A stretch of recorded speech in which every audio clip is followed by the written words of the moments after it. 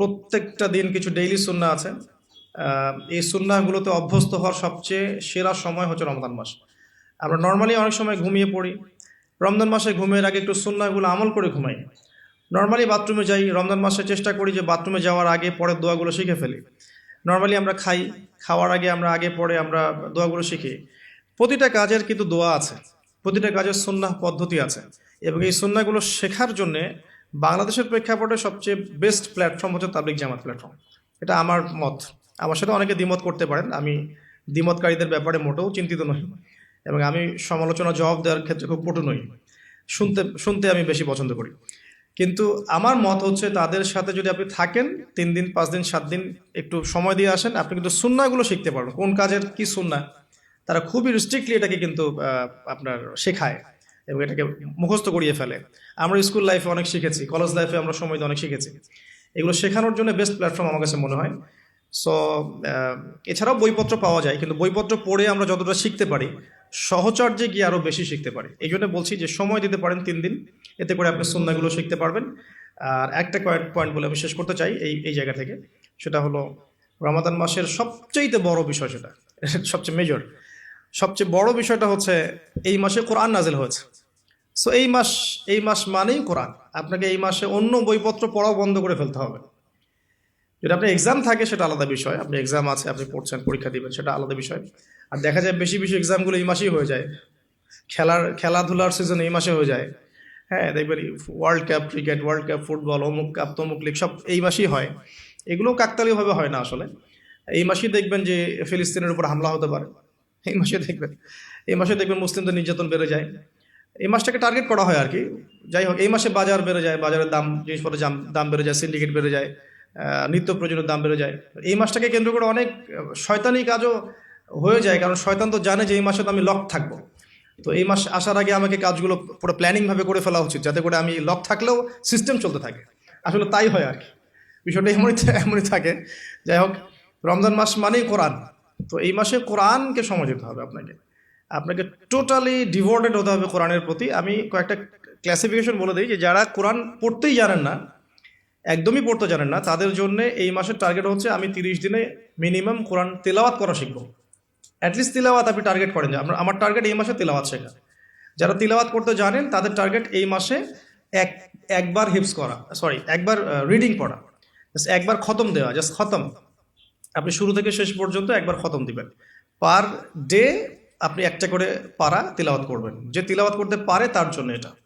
যে হিপস করেছে তার জন্য এই মাসের টার্গেট হচ্ছে তাকে আবার পুরো হিপসটাকে এই মাসে চর্চা করতে হবে। এটা তার লেভেলটা একটু বেশি। লেভেল ওয়াইজ এক এক মানুষের যোগ্যতা এক এক রকম। কেউ তেলাওয়াত করতেই জানে না, তার টার্গেট হচ্ছে আমি এই মাসে তেলাওয়াত করা শিখবো। অনলাইনে হোক অফলাইনে হোক, এনি হোক, আপনাকে শিখতে হবে। অনলাইনে কোর্স করানো হচ্ছে, অনেকে করাচ্ছে, আপনারা যুক্ত হয়ে শিখেন। অফলাইনে শিখতে পারলে বেশি ভালো হয়। তারপরে যে তিলাওয়াত করতে জানে, ডেইলি একটা করে পারা পড়লে তার 1 মাসে 1 খতম হয়ে যাবে ইনশাআল্লাহ।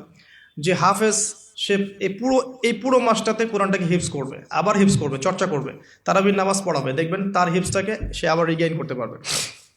তার চেয়ে উঁচু লেভেলে যারা আছে, যারা একটু আরবি বোঝে, আরবি গ্রামার বোঝে, বা কোরআনের তাফসির পড়তে পারে, আলহামদুলিল্লাহ, তাদের জন্য এই মাসের টার্গেট হচ্ছে প্রত্যেক দিন 1 পারা করে অর্থসহ পড়বে। তিলাওয়াত তো করবেই, তিলাওয়াত করবে এবং একটা একটা করে আয়াতের অর্থ দেখবে, তাফসিরগুলো দেখবে, একাধিক তাফসিরকে সামনে নিয়ে বসবে। একটা আয়াতের অনেক শানে নজুল থাকে, প্রাসঙ্গিক ব্যাখ্যা থাকে, হাদিস থাকে, এগুলো বিভিন্ন তাফসির থেকে পড়বে।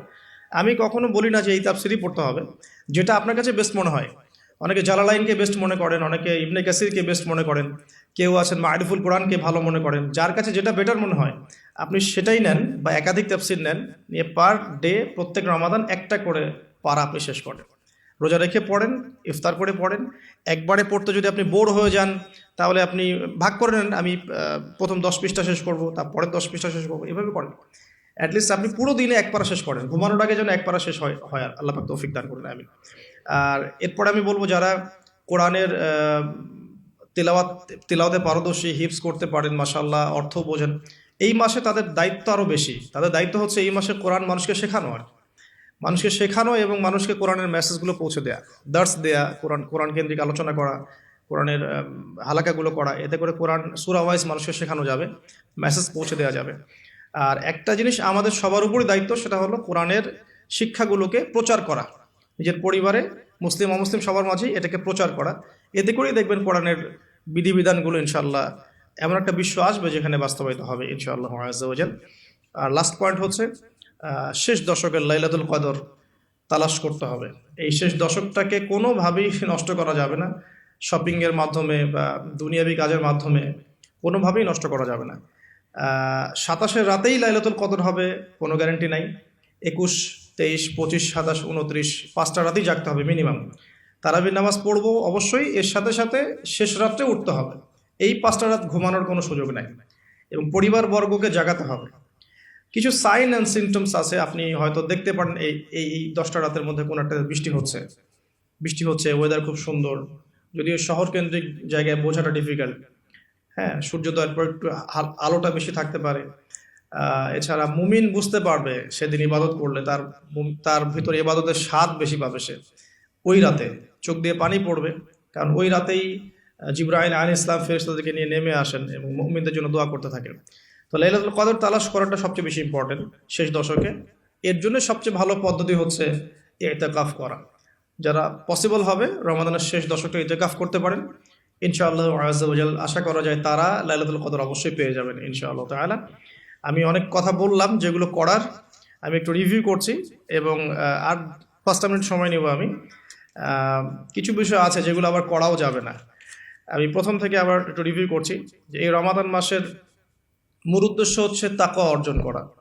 এই তাকওয়া আমাদেরকে শক্তি দিবে, এই শক্তি দিয়ে আমরা কি করব, আল্লাহ পাকের দিনটাকে স্ট্যাবলিশ করব, এটা আমাদের মূল কাজ।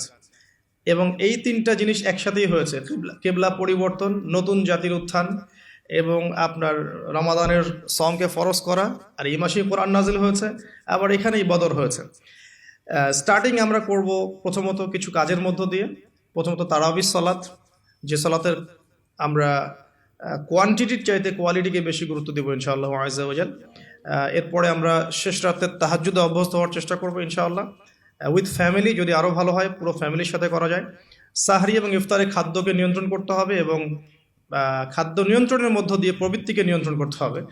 ম্যানুফ্যাকচার্ড ফুডগুলো ত্যাগ করে আমরা ঘরের হোমমেড ফুডগুলো খাওয়ার চেষ্টা করব। 5 ওয়াক্ত সালাত জামাতে আদায় করার চেষ্টা করবো ইনশাআল্লাহ তাআলা। 5 ওয়াক্ত ফরজ নামাজের সাথে ডেইলি মিনিমাম 12 রাকাত সুন্নাহ আদায় করার চেষ্টা করতে হবে। বেশি বেশি দোয়া করা সওম রাখা অবস্থায়। দোয়ার জন্য আমি একটা বই সাজেস্ট করেছি, হিসনুল মুসলিম, এবং দোয়া করার আদব এবং দোয়া কবুলের সময়গুলো লক্ষ্য করে দোয়া করতে হবে। আল্লাহ তৌফিক দান করুন। আমি বেশি বেশি জিকির করব, চলতে ফিরতে অলওয়েজ জিকির উপর থাকবো, আজে বাজে কথা কম বলে সুবহানাল্লাহ, আলহামদুলিল্লাহ, আল্লাহু আকবার, লা ইলাহা ইল্লাল্লাহ এগুলো বেশি বেশি পড়বো। আমরা জ্যামটাকেও কাজে লাগাতে পারি সেটা বলেছি। এবং এমন এমন কথা এবং কাজে সময় নষ্ট করব না যেগুলো আমাদের মনের আধ্যাত্মিকত্ব নষ্ট করে দেয়। দুজন মুসলিম বসে কথাও বলি, দিন সংক্রান্ত কোনো কথা আলোচনা করলে কোনো সমস্যা হবে না ইনশাআল্লাহ।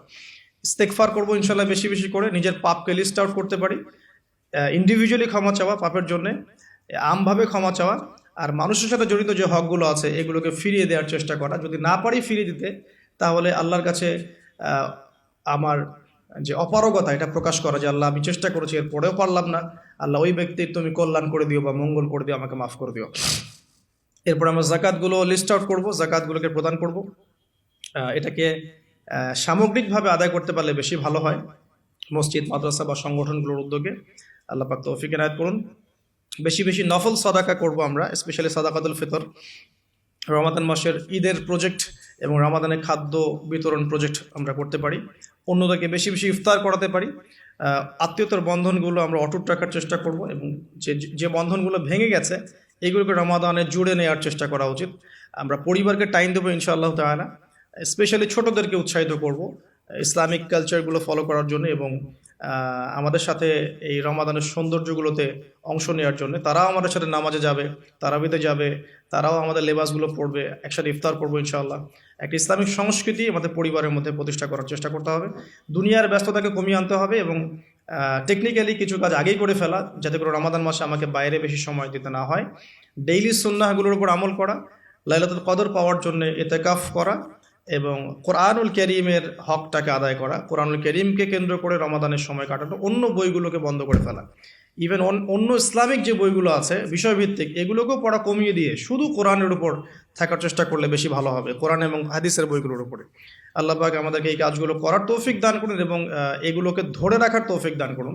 এই কাজগুলো যেন আমরা সারা বছর ধরে রাখতে পারি, সেই তৌফিক আল্লাহ পাক দান করুন। আর শেষ করার আগে আমি 2 মিনিটে কিছু কথা বলতে চাই।